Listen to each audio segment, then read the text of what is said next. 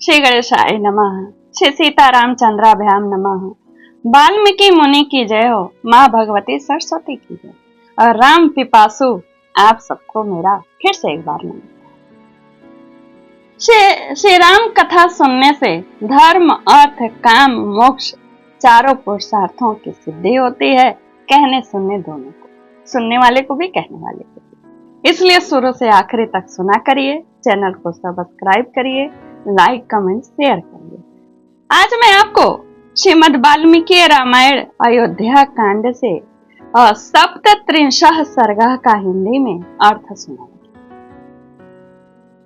आपने 36वें सर्ग में सुना, राजा दशरथ ने मंत्री को आज्ञा दिया कि श्री राम के साथ धन दौलत लेके जाओ, सेना लेके जाओ, सारी सुख सुविधाओं को लेकर जाओ।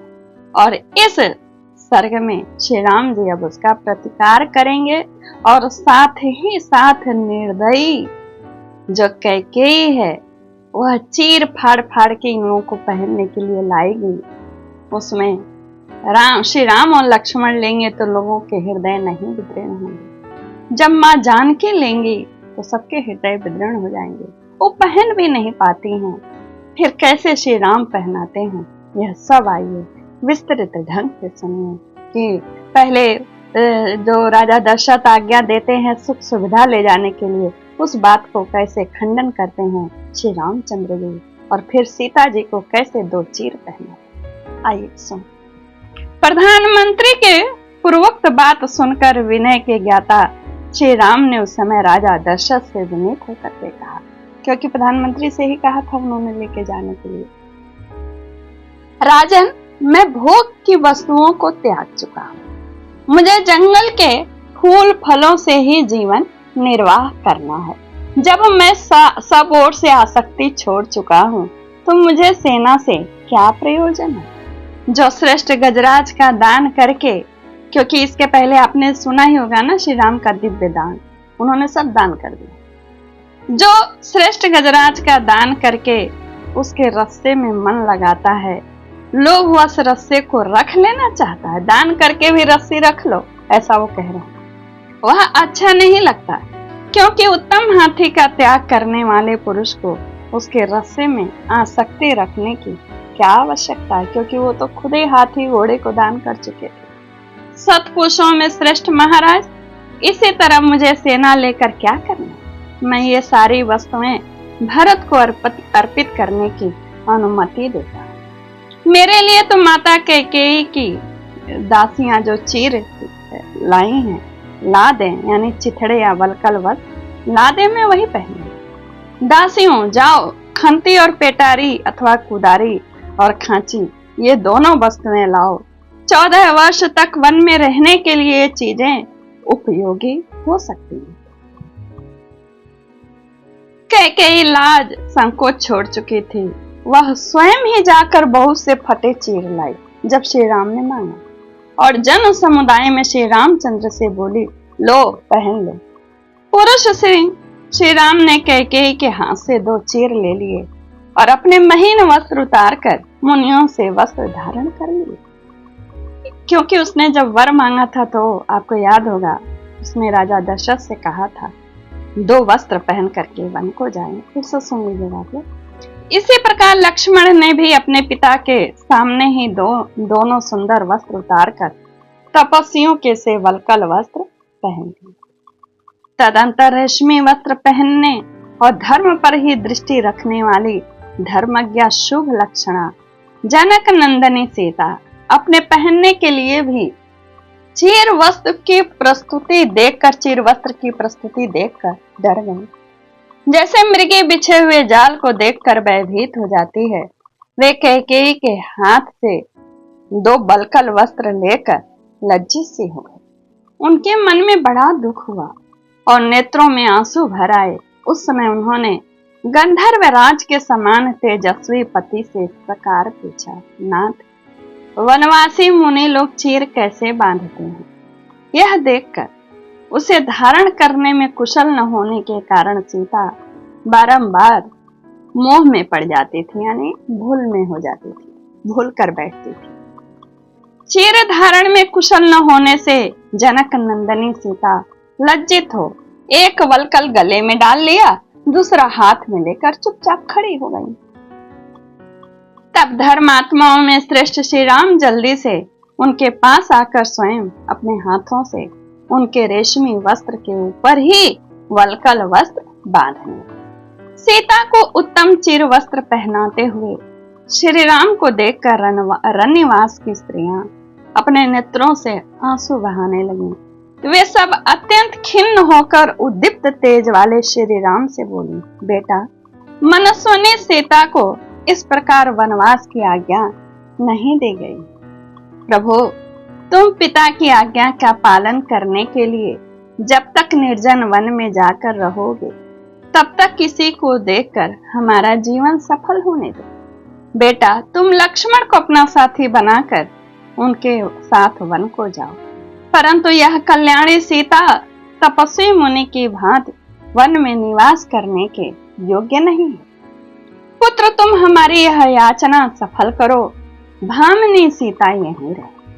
तुम तो नित्य धर्म परायण हो, अतः स्वयं इस समय यहाँ नहीं रहना चाहते हो, परंतु सीता को तो रहने दो।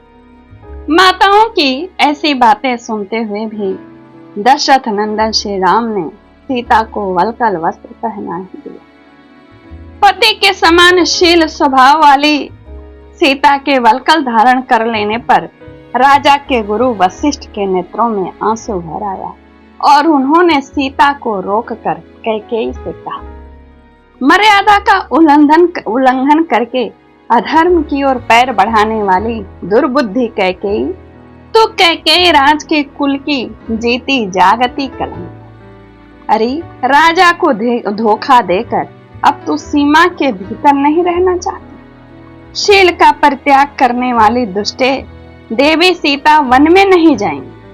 राम के लिए प्रस्तुत हुए राज सिंहासन पर यही बैठी। संपूर्ण गृहस्थों की पत्नियां उनका आधार नहीं। इस तरह सीता देवी भी श्री राम की आत्मा है, अतः इनकी जगह यही इस राज्य का पालन करे। यदि विदेह नंदनी सीता श्री राम के साथ वन में जाएंगी तो हम लोग भी इनके साथ चले जाएंगे। यह सारा नगर भी चला जाएगा और अंतःपुर के रक्षक भी चले जाएंगे। अपनी पत्नी के साथ श्री रामचंद्र जी जहां निवास करेंगे, वहीं इस राज्य और नगर के लोग भी धन दौलत और आवश्यक सामान लेकर चले जाएंगे। भरत और शत्रुघ्न भी चीर वस्त्र धारण करके वन में ही रहेंगे। वहां निवास करने वाले अपने बड़े भाई श्री राम की सेवा करेंगे। फिर तुम वृक्षों के साथ अकेली रहकर इस निर्जन एवं सोनी पृथ्वी का राज्य करना। तू बड़ी दुराचारणी है और प्रजा का हित करने में ही लगी है। याद रख, श्री राम जहां के राजा न होंगे, वह राज्य नहीं रह जाएगा, जंगल हो जाएगा, तथा श्री राम जहां निवास करेंगे, वह वन एक स्वतंत्र राष्ट्र बन जाएगा। यदि भरत राजा दशरथ से पैदा हुए हैं, तो पिता के प्रसन्नता पूर्वक दिए हुए बिना इस राज्य को कदापि नहीं लेना चाहेंगे, क्योंकि राजा दशरथ ने तो दिया नहीं, कैकेयी ने तो मांगा है। तथा तेरे साथ पुत्रवत बर्ताव करने के लिए भी यहाँ बैठे रहने की इच्छा वे नहीं करेंगे। तू पृथ्वी छोड़कर आसमान में उड़ जाए तो भी अपने पितृकुल के आचार व्यवहार को जानने वाले भरत उसके विरुद्ध कुछ नहीं करेंगे। तूने पुत्र का प्रिय करने की इच्छा से वास्तव में उसका अप्रिय ही कर दिया, क्योंकि संसार में कोई ऐसा पुरुष नहीं है जो श्री राम का भक्त न हो। कैकेयी, तू आज ही देखेगी कि वन को जाते हुए श्री राम के साथ पशु, सर्प, मृग और पक्षी भी चले जा रहे हैं। औरों की तो बात ही क्या, पृथ्वी भी उनके साथ जाने को उत्सुक है। देवी सीता तेरी पुत्र वधू है। इनके शरीर से वलकल वस्त्र हटाकर तो इन्हें पहनने के लिए उत्तम वस्त्र और आभूषण दे दे। इनके लिए वलकल वस्त्र देना कदापि उचित नहीं है। ऐसा कहकर वशिष्ठ जी ने उसे जानकी को वलकल वस्त्र पहनाने से मना किया। वे फिर बोले, कैकेयी राजकुमारी, तूने अकेले श्री राम के लिए ही वनवास का वर मांगा है, सीता के लिए नहीं। अतः यह राजकुमारी वस्त्र आभूषणों से विभूषित होकर सदा श्रृंगार धारण करके वन में श्री रामचंद्र जी के पास निवास करेंगे। राजकुमारी सीता मुख्य सेवकों तथा सवारियों के साथ सब प्रकार के वस्त्रों और आवश्यक उपकरणों से संपन्न होकर वन की यात्रा करे। तूने वर मांगते समय पहले सीता के वनवास की कोई चर्चा नहीं की थी, अतः इन्हें वल्कल वस्त्र नहीं पहनाया जा सकता है। ब्राह्मण शिरोमणि अप्रतिम प्रभावशाली राजगुरु महर्षि वशिष्ठ के ऐसा कहने पर भी सीता अपने प्रियतम पति के समान ही वेशभूषा धारण करने की इच्छा रखकर उस चीर धारण से विरत नहीं है। इस तरह 37वां सर्ग यहीं पूर्ण हुआ। नमस्कार, जय श्री कृष्णा। चैनल को सब्सक्राइब, लाइक, कमेंट, शेयर करें और इसमें व्रत त्योहार की भी कथाओं का मैं वीडियो अपलोड करती हूँ। ठीक है। इत्याशय श्रीमद् रामायणे वाल्मीकि आदि काव्ये अयोध्या कांडे सप्तत्रिंशः सर्गः पूर्णः। यहाँ तक जो लोगों ने भी यहाँ तक आए सुने, आप राम भक्त को मेरा नमस्कार।